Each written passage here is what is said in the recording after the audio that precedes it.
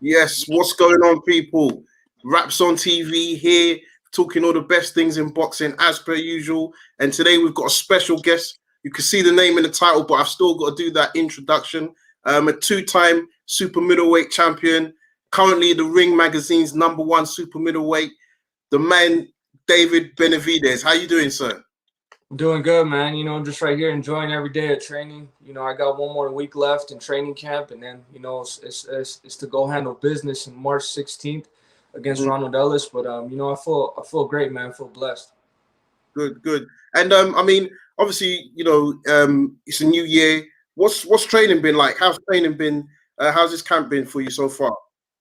Training has been amazing. I could say this is probably the best camp I've ever had. And the reason for that, I'm very concentrated, very hungry right now. I feel like right now I'm reaching the peak. I'm reaching my peak in my man strength. I just turned 24 years old, so everything is coming into place right now. The experience, the speed, the power, the hunger. I just have my baby, so I have another set of motivation now, and I'm just feeling great right now. Yeah. And talk to us about that. I mean, obviously up in Big Bear with the camp. How's that been, and how's that been adjusting to fatherhood and being away from the family? It's probably been one of the hardest things I had to do. Since I've had my since ever in life, just leaving my boy over there in Washington. But I feel like I'm doing this for them. I'm doing this for my son, my girlfriend. And I'm just doing this for them to have a better life, and but sometimes in life we have to sacrifice, just being there for Christmas or a birthday. But at the end of the day, for the long run, I'm doing this for my son, for you, so he can have a better life. So I hope he understands when he gets older. No, absolutely. And I mean, just for our UK listeners, just tell us briefly how you got into the sport of boxing. I mean, I've known about you, but do you want to just tell our audience how you got into the sport of boxing? Well, the way I got into the sport of boxing is, my family's always been involved in boxing. My brother started boxing way before me. And, I was just a little kid, just passing by our garage, seeing my brother train. And that's basically just how I got introduced into boxing, just wanting to be like my older brother. As the years went by, the talent started to grow, the hard work started to go more. And I started boxing at age 3. So imagine I'm 24 right now. I've had 21 years boxing, so it's basically my whole life been boxing. Yeah, no, nice. And in terms of, obviously we brought you, you're on the show today. We're talking about your fight. It's coming up next week. I want to say March 13th. Yes, March 13th. March 13th. Coming up against Ronald Ellis. I mean, in your mind, what do you know about Ronald Ellis, and what type of a fight are you expecting come March 15th, 13th? Well, I feel like the type of fighter Ronald Ellis is, he's a boxer, he's a counter puncher. He likes to use the ring a lot. For what I'm going to do, I'm going to put a lot of pressure, mix up the body shots with the uppercuts, and the jabs. And I'm expecting to have a knockout victory. Originally, I was planning on fighting, Jose Uskataki or Lionel Thompson, but they both declined the fights. And, hats off to Ronald Ellis. He's the one who stepped up and accepted the challenge. But for me right now, I'm not overlooking anybody, but to be honest, I do want the bigger names, like the Charlos, the Caleb Plant, Canelo. But I didn't overlook Ronald Ellis at all, just because he's not that known. I still prepare for him like if he was a world champion. I've been in camp for 3 months. I've been training as hard as I can. So, look forward to the best David Benavidez you guys have seen. No, absolutely. I think you always bring a fan-friendly style, so we look forward to seeing that matchup. I mean, I've heard that he's in the past, maybe he's sparred with Canelo, or he's been in around Canelo's camps. Is there any truth to that? Well, I mean, I think he's been working with Canelo for a while, man. But Canelo's not going to save him. We'll come March 13th. I'm excited. I'm very hungry. I've been working extremely hard. Yeah. I'm giving Ronald Ellis the respect he deserves. Like I said, I'm treating him like if he's a world champion, and I prepare for him, accordingly. So I can't wait to go out there and put a performance. No, absolutely. And I mean, it's been a busy weekend in the super middleweights, and obviously we want to get your thoughts and see what opinions you have on that. I mean, I'll start firstly on the PBC side. Dirrell versus Davis, that came to a draw, and that was an eliminator fight. I mean, just tell me how you saw that fight play out in your own opinion. You know, to be honest, I think I had Anthony Dirrell winning just by a little bit, you know, by a round or two, you know, but it could have went either way. You know what I mean? This is boxing. I feel like Anthony Dirrell, he was a favorite. He was supposed to win, and he should have went in out there and, you know, displayed a little bit more. He probably should put stopped, you know, Davis. You know, he has the experience on his side. You know, he has more knockouts. You know, Davis, he had only 5 knockouts, and he was coming up from 160. So, yeah. I mean, I thought for sure Dirrell was going to stop him, but, you know, I mean, it turned out to be something else. But, I mean, it was still a good fight. Yeah. No, and then, I mean, obviously the other fight, which I guess everybody's really been talking about, it was against Canelo for your former belt. I mean, how did you see that fight play out? I mean, what's your thoughts on that fight? It was a good fight, man, to be honest. Canelo went out there and did what he was supposed to do. You know, he stopped the guy. But, you know, it's not hard to knock somebody out or stop somebody who doesn't throw anything, who's sitting right directly in front of you, who does absolutely nothing. I think in the whole round, I mean, the whole fight, what do you think Yildrim probably threw? Like 20 punches. So it was honestly a weak performance by Yildrim on his part. You know, if I was him, I wouldn't be satisfied with that at all. You know, he should did at least something more. You know, I know he's definitely going to regret it when he looks back at his career and he looks back at that fight. But, you know, as to knock somebody out like that, it's not hard to knock somebody out who doesn't throw anything out to you, who doesn't throw anything to you. Yeah, no. I mean, or just on the Yildrim as an opponent, when you held the belt, was he ever rumored to be an opponent for you? Was he seen as one of your mandatories? Yeah, he was definitely a mandatory. I was supposed to fight him before I fought Romer Angulo, but the thing about him was that he injured his shoulder. You know, and every time it was, you know, for me to fight him, there was always something. You know, he either got injured or something was going on. And, you know, I think I would have stopped him too. I probably would have stopped him the first or second round. But, you know, hats off to him. He got a big payday for getting stopped with Canelo. So, I mean, everything went good for him, even though he got stopped. I mean, he got a bigger payday and everything was better. Yeah, and I mean, on that, I mean, obviously your fight with Ellis is an eliminator. The Dirrell Davis was supposed to be an eliminator. With that being a draw, what does that mean for the winner of your fight between yourself and Ellis? To be honest, I don't know. You know, I'm still trying to figure that out as well. You know, I thought for sure Dirrell was going to win, and I thought we were on a collision course for me and Dirrell to have a rematch. But as for them two being in a draw, you know, I really don't know what's going to happen. You know, but honestly, my mindset right now is, you know, I'll beat whoever they put in front of me. I don't care if it's Caleb Plant, if it's Anthony Dirrell, you know, if it's Charlo, if it's Canelo, it's all going to be the same result. You know, I'm training extremely hard. You know, I'm ready for anybody, and I want to fight the big names. So whoever they put in front of me, it's all going to be the same result.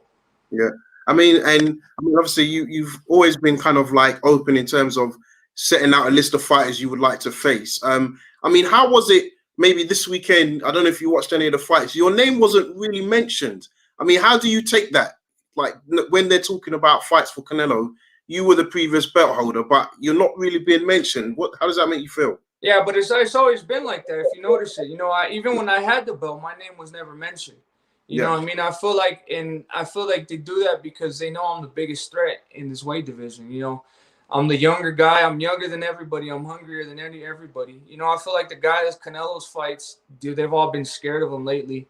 And, you know, they're all past, you know, they're all over the hill. You know, I just turned 24. You know, I have speed. I have strength.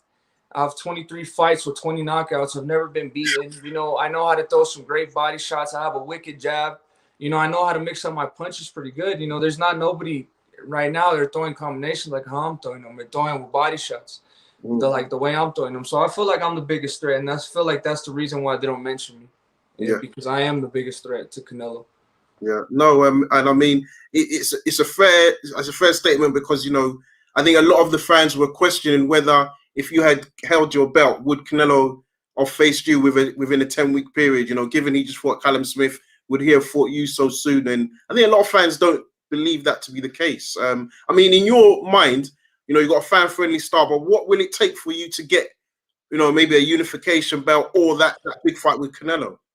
I mean, just keep doing what I'm doing and winning impressively and beating the people I have to beat. And I think eventually fans are going to call out for that fight. if the people, if these fighters keep, not accepting fights from me, keep ducking me, there's going to bring a lot of questions about them. Me, I'm open to fight whoever, and I want to fight whoever because I want to give the fans the best fights they want to see. But when another fighter's not willing to fight you, it kind of raises questions about the other fighter. But me right now, I'm 100% ready to fight whoever. I don't care who it is. And I feel like the fans deserve it and the world of boxing deserves it. They deserve to see the best fight the best. Isn't that what we all got in this business for the best to fight the best? So, when people try to say that I'm desperate for a fight, I'm desperate for money. I'm not desperate for money. I want to show the world that I'm the best in the super middleweight division. That's why I'm here. I don't want to keep fighting people who don't have names or, this and that. I want to fight the best fighters. I feel like I've paid my dues in boxing. I've been professional 8 years. I've been champion twice. I've held the WBC belt twice. So, I feel like I'm the best candidate to fight Canelo, fight Charlo, fight Caleb Plant, fight whoever. I feel like I've earned that spot. And, I feel like it's only a matter of time. The people are calling for that fight, and they want to see this fight. So I think as soon it has to happen.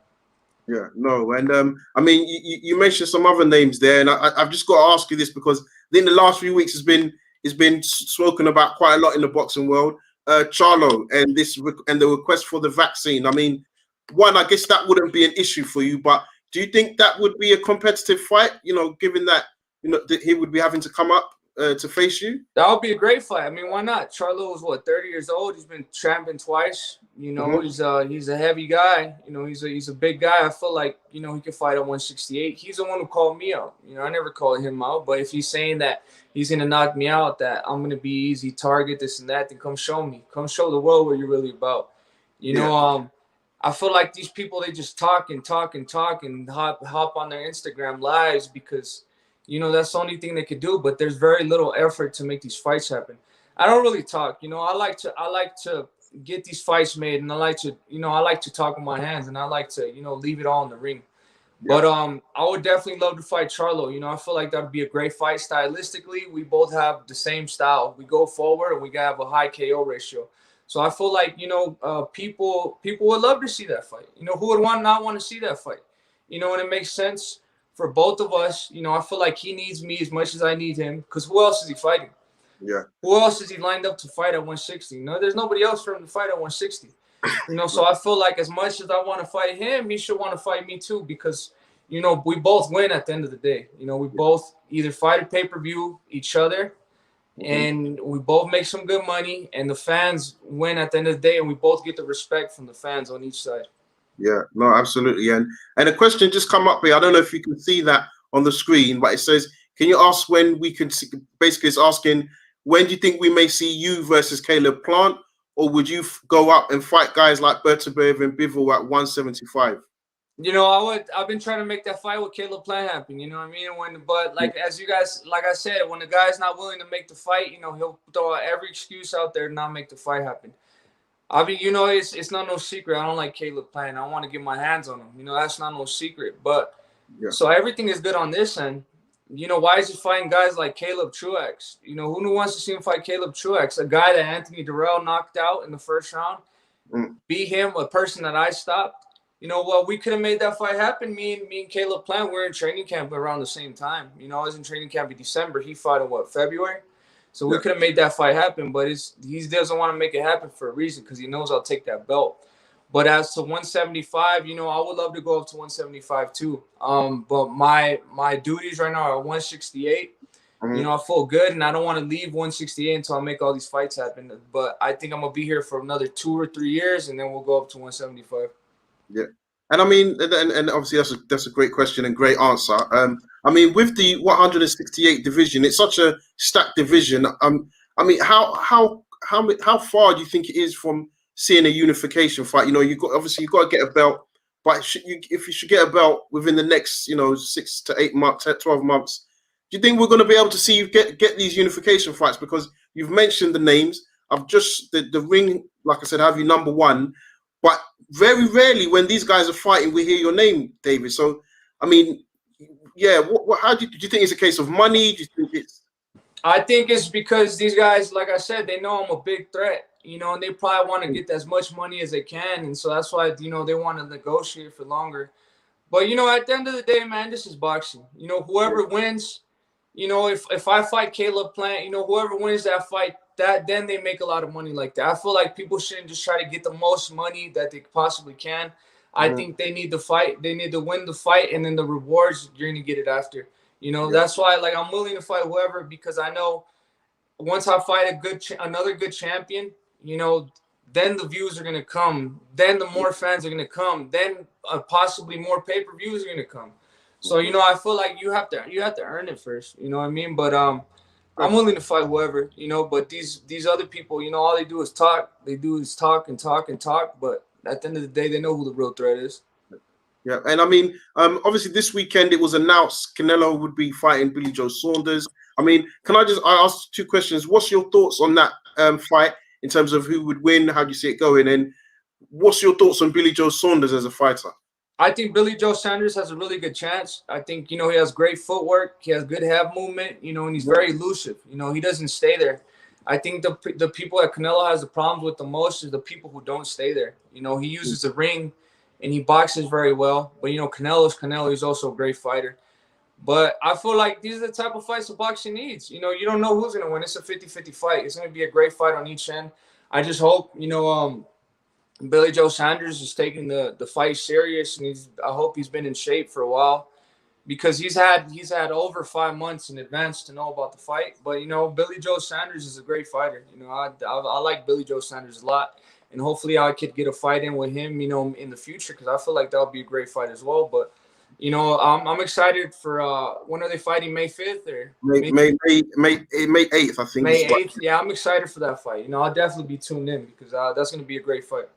Yeah, I mean, and one of the things that's come out a lot this week is Billy Joe Saunders being a southpaw, Canelo potentially having problems with southpaws in the past, the silky and slickness of Billy Joe Saunders. I mean, you're saying it's a 50-50 fight. What strengths do you think Billy Joe has then, to really get that victory?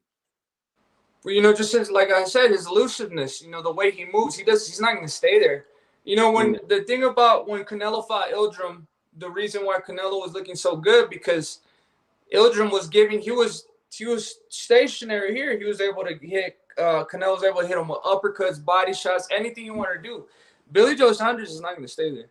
Yeah. And Billy Joe Saunders has good pop. He has fast hands too. But at the end of the day, it's just between those two, and who wants some more. It's going to be a great fight. Billy Joe Saunders is champion for a reason. And I feel like he's more of a natural 168 pounder than Canelo is. So I feel like there's a lot of advantages, on Billy Joe Saunders' part. But Canelo Alvarez, he's been a little bit more active, and, he's been fighting the bigger fights. So, I mean, it's up to them. You leave it into their hands, and I can't really say too much more. Yeah. But it's going to be a great fight. Yes. Yes. Someone was asking if we can ask questions. Yep, absolutely. And I mean, you've summed it up greatly there. I think everyone's looking forward to that as a matchup. I mean, I'm just going to go to the lines, David. So just bear with me for 10 seconds while I open up the first caller. 167. The floor is yours. Hello. Hey, hi. Hey, Uncle. How you doing? You well? Yes, I'm good. Very excited to talk to one of the most exciting boxers in the world right now. He's a young man I've been keeping an eye on. I know he's had a few problems, but David Benavidez. What's up, brother? Look, you're one of the... I'm not just saying this because you're online, but you are genuinely one of the most exciting fighters in the world right now. I know you've had a few issues along the way, but, I remember the first time I saw you and I thought, who's this? And I thought, problems for all the guys in the super middleweight and light heavyweight division. So my question to you, how much longer do you think you'll stay at super middleweight before going up to light heavyweight? I feel really good. I feel like the only thing I really needed to stay at super middleweight was a really good diet and going away to camp. I just weighed myself this morning. I was 172. So, 4 pounds away from weight. I'm not using sauna suits. I'm not really using none of that. The only thing is the good diet. So I feel like I'm gonna be here for a little bit more. You know, I feel like I got the weight in check a little bit better. You know, more dedicated. So I feel like I'm gonna be here for about 2 or 3 years longer. Okay, good.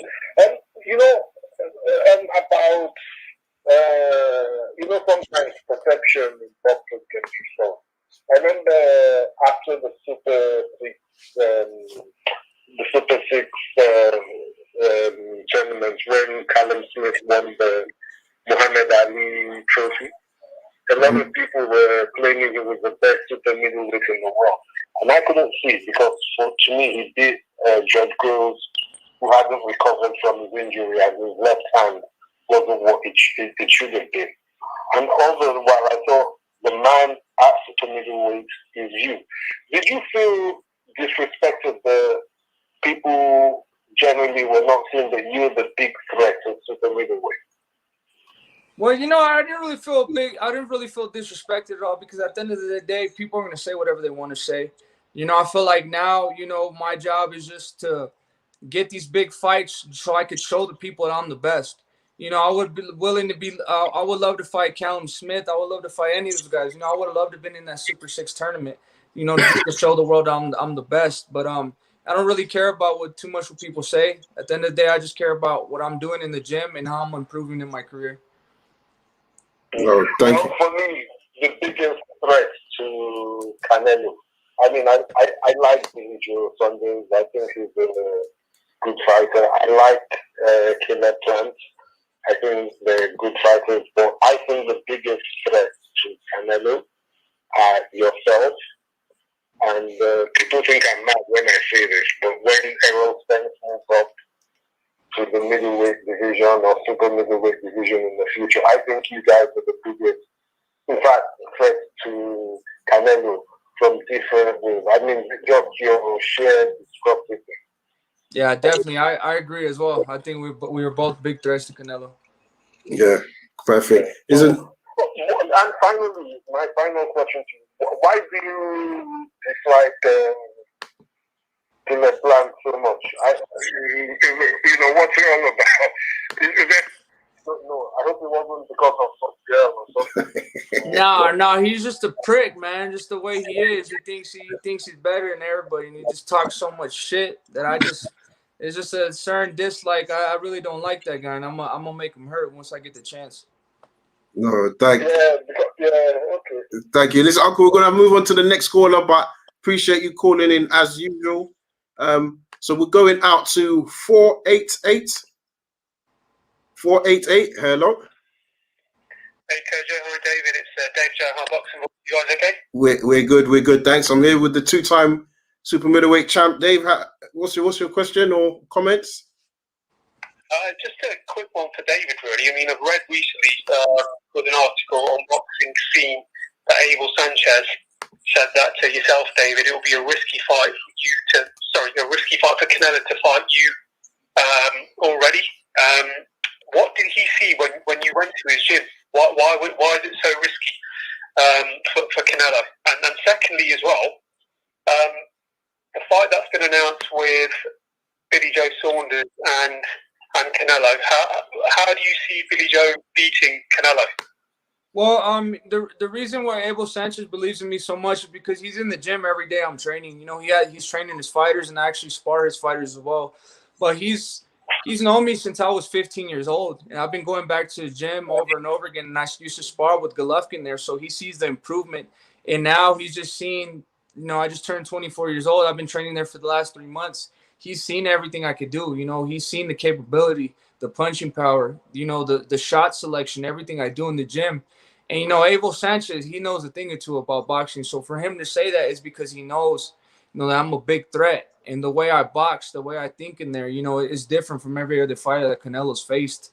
But with Canelo versus Billy Joe Saunders, I'm not sure. I'm not 100% sure that Billy Joe Saunders will win, but he does have a lot of things he could do that will be in favor for him, that would give him a better opportunity to win. You know, he moves a lot. He's a great boxer. He has a good jab. He's fast, and he's a lefty as well. But if you look at it on the other side, you know, Canelo's a very good pressure fighter. He's a very good counter puncher. So, you know, I don't don't lean on one man or the other man too much. I think it's a 50-50 fight, and I think the better champion is going to take the belts home. Come May 8th. I mean, just to follow on there as well. It's a shame as well because you're so young. You're a champion as well. When do you think we can start getting you into these fights, into these bigger names?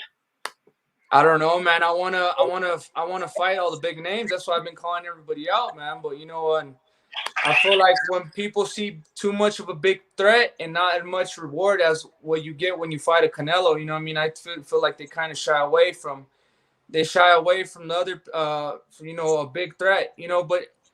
This is boxing. The best have to fight each other. The best have to fight the best. I've been here for 8 years, and I've proven myself, and I just want another opportunity to prove myself against these bigger fighters, against these bigger names, and I'm willing to fight whoever. It doesn't matter to me. Yeah, no, that appreciate that, Dave. Appreciate your questions as well. We're going to move on to the next caller, but thank you as always. Take care, guys. Take care. Cheers. Thank you. Cheers. The next caller is 388, so similar ending number 388. Hey, who's calling? What's your name? Yeah, hello. Yeah, it's me, Hamid. Calling again. Yes, Hamid. What's your question for the champ? Yeah, it's good to hear David back because I think a lot of the champions have kind of not been mentioned in it. I just got a couple of questions. I was going to say, what is his walk around weight? Because I know he's had problems a couple of times making the super middleweight limit, but what does he walk around like? His walk around weight, optimum weight. What does he like walk around? I've only had one problem making weight. I've only missed one weight. I've only missed weight one time in the 8 years I've been professional, so it hasn't been a couple of times. But I walk around like at 194 or 195. That's what I walk around at. Oh, my bad. Actually, you didn't lose. You had a problem in the past, but that was not to do with weight, did it? All right. I was just going to say, how long do you think you could stay at super middleweight for? If a lot of these guys don't want to fight you, how long would you stay at super middleweight for then? Well, that's a good question as well. If none of these guys are willing to fight me, if I don't get the fights I want to get, I'm gonna stay around for at least 3 more years. But if I don't get the fights that the fans want to see, the fights I feel like I deserve, I feel like I feel like I give anybody a good fight. So, I mean, I feel like there's a lot of these boxers that they're just scared now. They don't want to fight. They don't want to challenge themselves. They don't want the best competition out there because they're scared. Me, I'm not. I know what I could do, and I'm confident. I'm 100% confident in my skill, and I know I'll beat anybody in 168.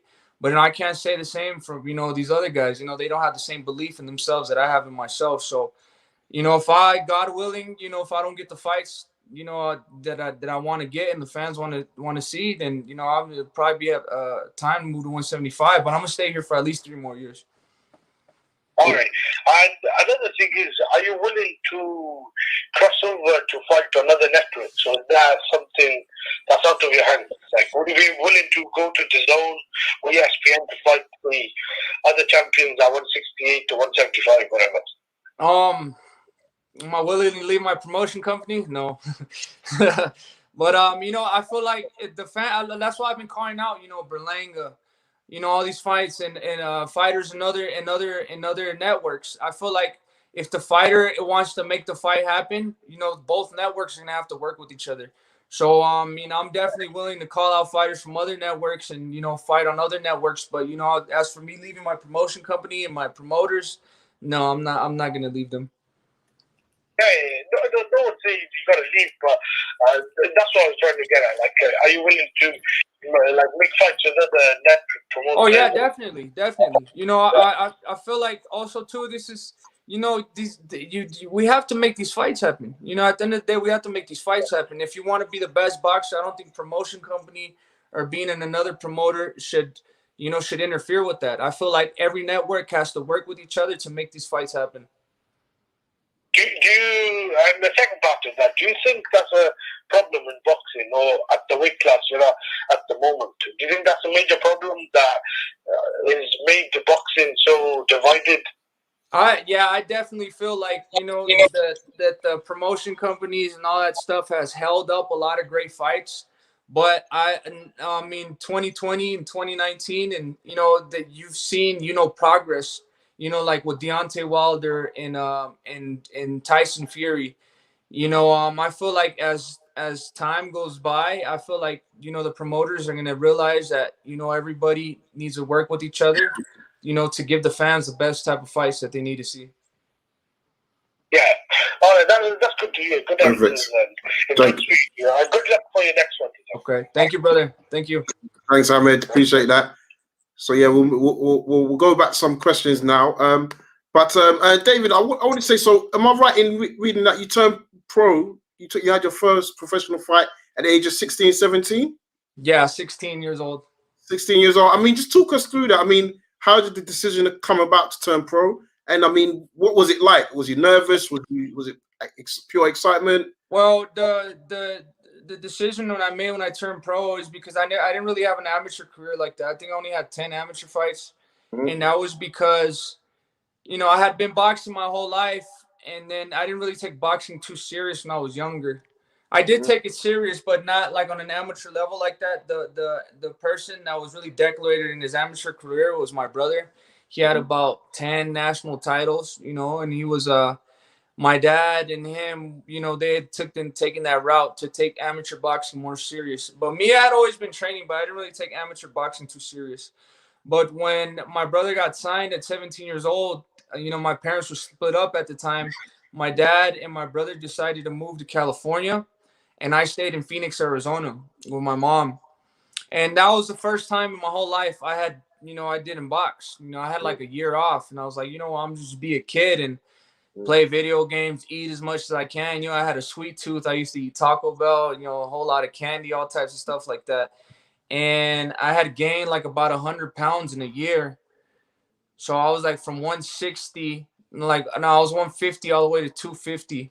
And I looked at myself in the mirror one day and I don't even recognize myself, So it was just a decision right there to move to California with my dad and my brother to start training.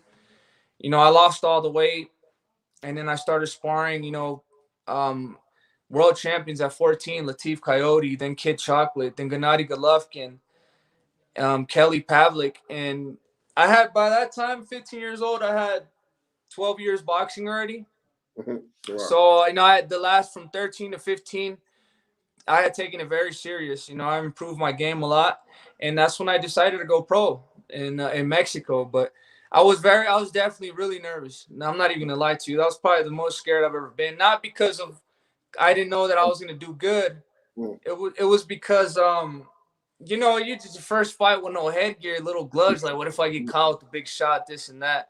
Yeah. But once you get in the ring, man, it all goes away, and you just remember your training, and you just stay focused. And my first 8 fights were knockouts, and then the 9th fight wasn't a knockout. But then after that, I started stopping people again.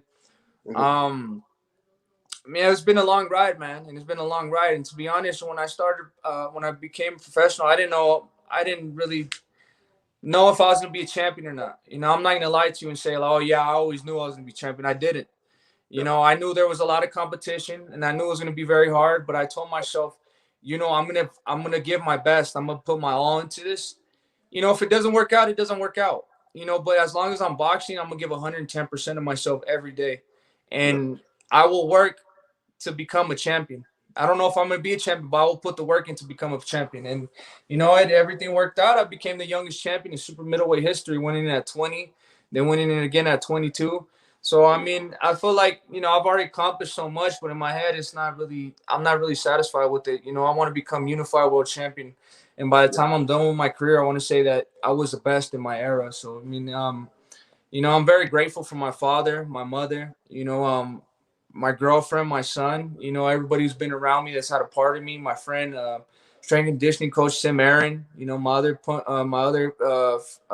assistant trainer, Poncho Ramirez, everybody, it's not just me. Everybody does their part, and that lets me be, and that allows me to be who I am today, and gives me all the strength I need to be what I need to be. Yeah, no, absolutely. And I'll echo these thoughts. One of the comments is David, you sound like a good lad.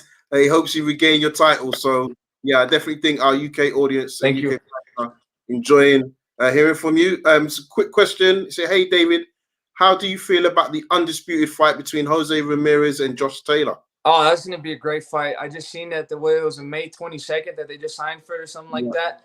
It's gonna be a very good fight, man. Josh Taylor is a great fighter, but Jose Ramirez is a great fighter as well. And I'm just excited to see. This is at the end of the day, I'm a big boxing fan, and I love boxing. And once we get fights like this, two champions fighting each other to unify the belts, that's great for boxing.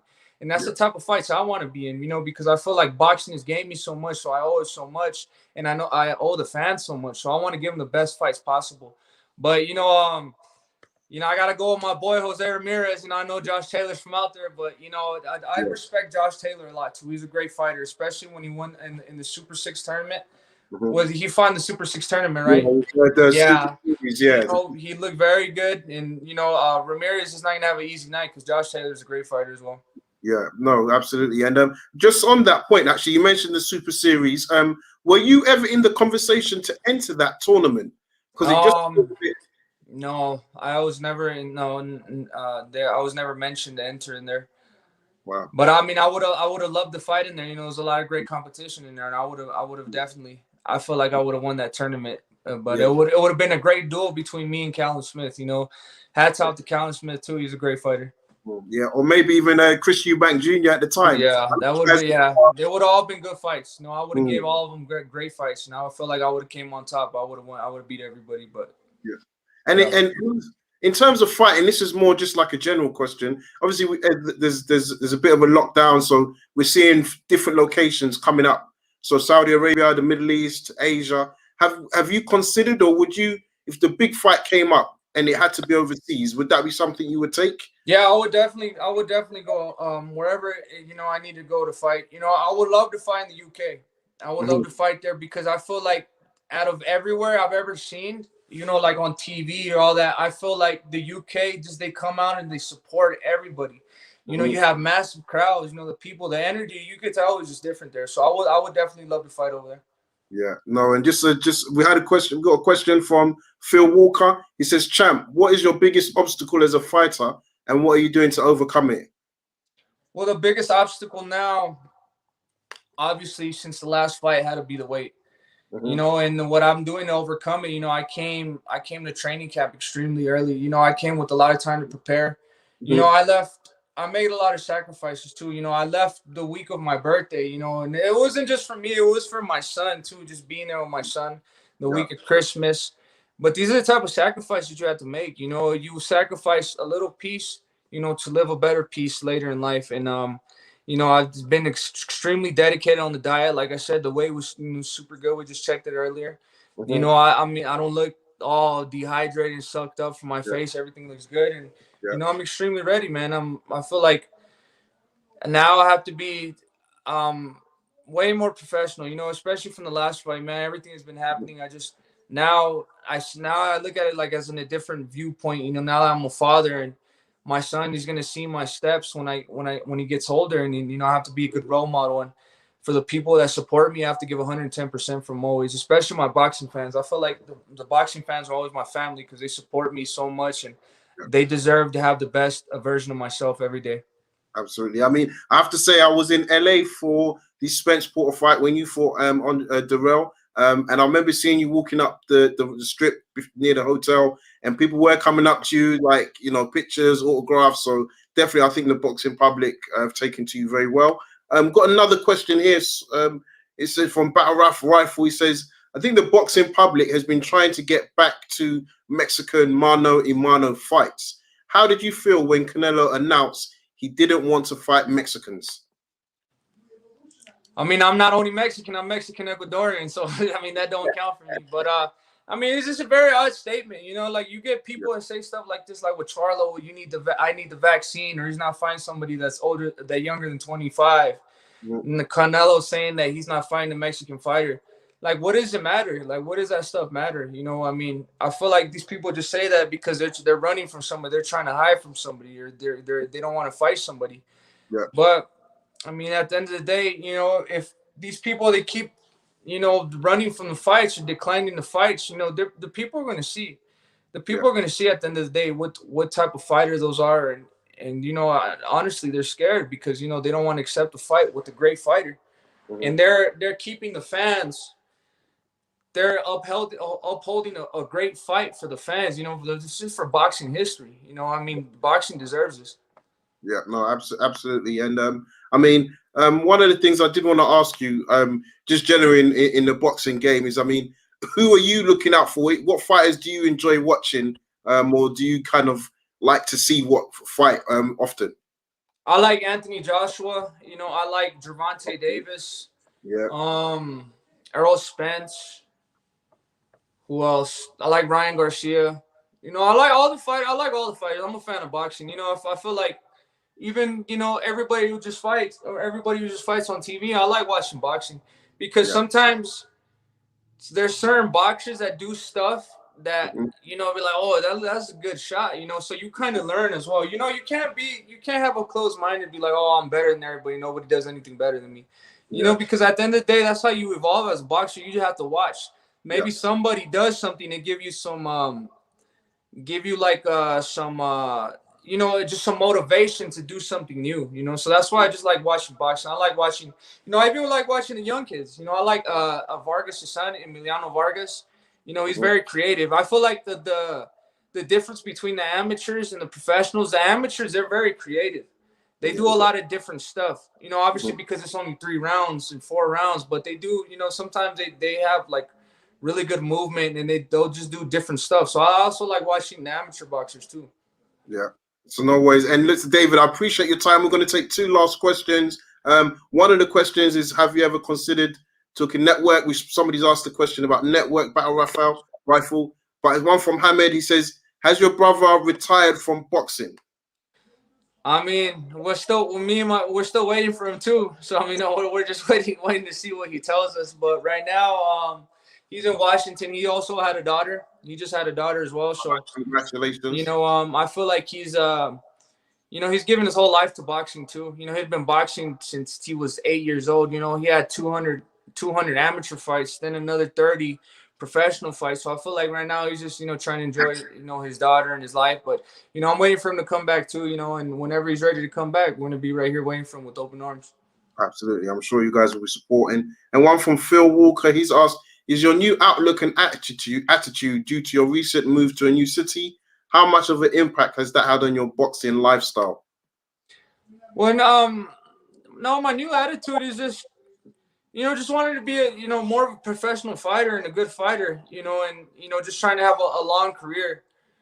And also, you know, my son as well, just trying to be a better person. And, you know, because I don't want to be that fighter that has 2 good fights and then he's done after that, you know. So, you know, the lifestyle it's never really been a problem. It's never really been a problem because I always train. But now since I have my son, I feel like I'm even more dedicated. You know, people can say whatever they want to say about me. At the end of the day, somebody's always going to say something about you. Somebody's going to bring up something old about you. But I feel like it's how you pick up and how you move on from your mistakes. It shows what type of person you are. Yeah, no, well said, David. And I think, you know, when you become a parent as well, you do. It's not even refocus, but you realize that there's more to life than just you. It's what you want to give for your child, as you mentioned, that legacy. Obviously, them being proud of you, and I'm sure they will be. So, no, it's good to hear you kind of just answer these questions as openly and honestly as possible as well. You know, it's very refreshing. So, listen, David, it's been a pleasure having you on the platform. Good luck, all the best in the next couple of weeks. Obviously, you got the fight on the March 13th. Yeah, hopefully we'll get to see you in more title fights. So before we go, do you want to just shout out your social media handles or where fans can check out your more personal life and things like that? Yeah, you can follow me at Benavidez 300. And also I want to thank you as well for the time and, you know, the interview, man. It was definitely a lovely conversation. And I'm still trying to go out there to the UK, man. Trust me, I'm trying to go out there, you know, fight in front of the fans out there and get a little piece of that ambience and that, you know, all the fans out there. So, you know, definitely look forward for me getting a fight in the UK soon in the future. Thank you, guys. I really appreciate it. I think we'd love to have you over here. But again, thank you very much, David, and enjoy the rest of and enjoy your day. Okay, thank you, brother. Just take care. Cheers. What's going on, people? Yes. So thanks for all the comments, all the questions. Please remember to subscribe, hit that notification bell. We're trying to get to 1,000 subscribers by June. Hopefully that is realistic. But really appreciate everybody's comments. So remember to tell a friend, We're going to get more guests on the show this year. Well, last year kind of hit everybody, right? But this year we're looking to bring a lot more guests. We're looking to line up a lot more prospects, even if it's not just big names. So trying to bring you those questions that you wanted to ask directly to them. I hope we've done that for you today.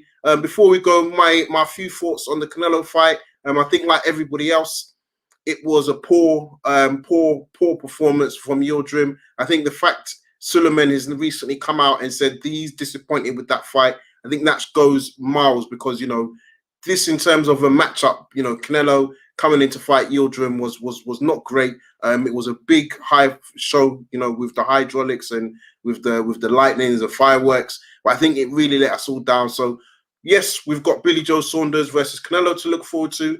In my opinion, I think it will be a good fight. Does Billy Joe Saunders have enough to get the job done? I think that's what we're all going to see on May 8th. Big up Nish Sharma. No worries. If you're late, better late than never. Thanks for the feedback, Jam.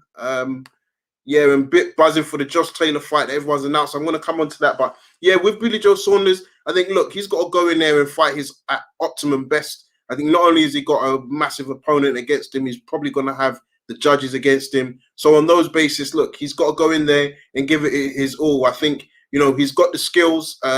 He might have, you know, the ability in terms of movement. I think the key question mark is going to be power. How will his body and chin stand up to Canelo's power? But ultimately, will he have any power to deter Canelo from walking him down? That will be the big question.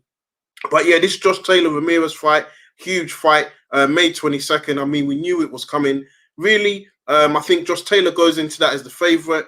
Early last year, I thought he had a fantastic 2019. He was probably my 2019 fighter of the year. You know, undefeated fighter, picking up belts, undefeated fighter, picking up belts. So for me, I think it's probably fair that he just goes into this as favorite, although it being on away territory could be a big factor in this. Ramirez is going to be up for it. I think if you remember, he stopped Maurice Hooker in emphatic fashion a few years ago. This has been one that we're all waiting for. I think everyone's going to be really excited. For Josh Taylor, it's a huge opportunity to make some really legacy, to create a legacy for his whole career. I mean, if he can be unified, undisputed, I mean, that's going to be fantastic. And I do think, you know, if he can win this fight, I think the Terence Crawford fight's there in the waiting for him. I think, you know, they've both come up through the divisions. They're both on the same networks. I wouldn't be surprised if a Terence Crawford versus Josh Taylor fight happens. Should Josh Taylor beat Jose Ramirez? Last one I'm going to touch on is the Joseph Parker. Big up everybody saying they'll turn on the notifications. Much appreciated.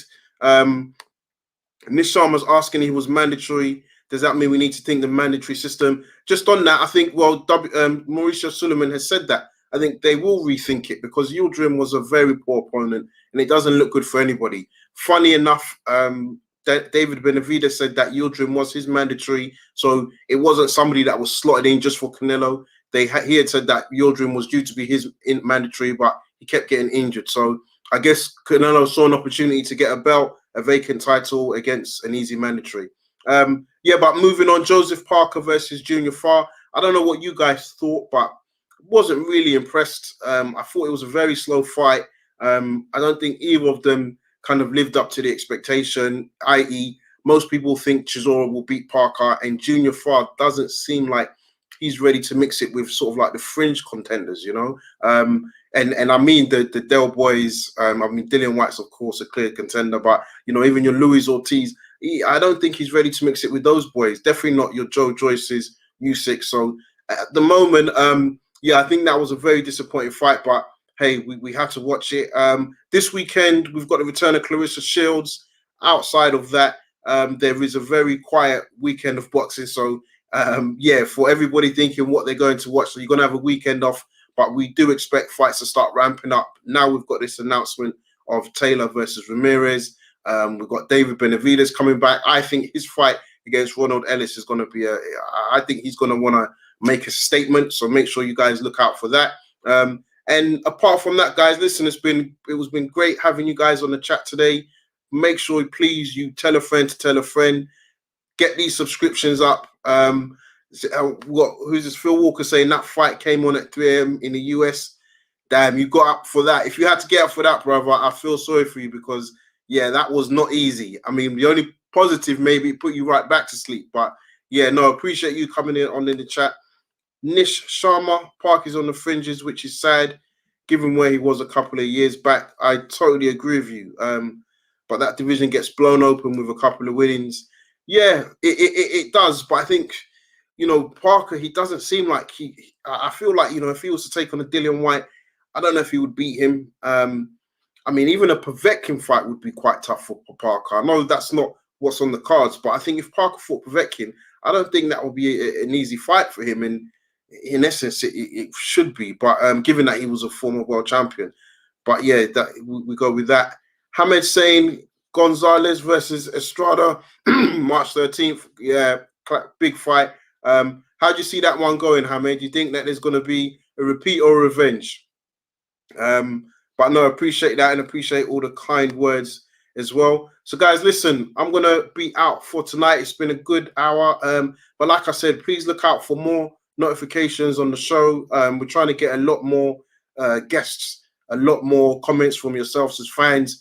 Please remember the number. The number will be on the screen. So, yeah, if you do want to call in, please, that will be much appreciated. We want to hear from more boxing fans. It's 2021. I think we're going to get some big fights. Josh Taylor started it. Maybe we're going to get Joshua versus Fury soon. And maybe we get another big fight in the super middleweight division. But, yeah, that's been much appreciated. So, for everyone that's tuned in, really appreciate you tuning in today. Take care of yourself. Stay safe. Peace.